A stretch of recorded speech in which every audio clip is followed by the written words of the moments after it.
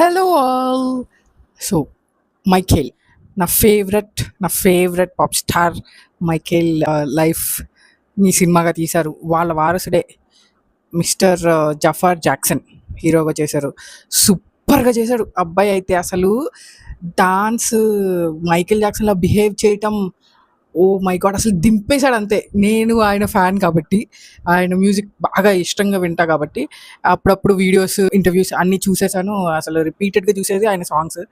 So అసలు దింపేశాడు అంతే. అసలు లాస్ట్ ఐఎమ్ బ్యాడ్ సాంగ్ అయితే అరుపులే, మొత్తం సాంగ్ అంతా పర్ఫామ్ చేశాడు. అసలు అదిరిపోయింది. అసలు సూపర్గా చేశాడు. నెక్స్ట్ వాళ్ళ ఫాదర్కి యాక్ట్ చేసిన ఆయన, అందరూ అంటున్నారు ఆయన అవార్డ్స్కి నామినేట్ అవుతాడని. చాలా బాగా యాక్ట్ చేశారు.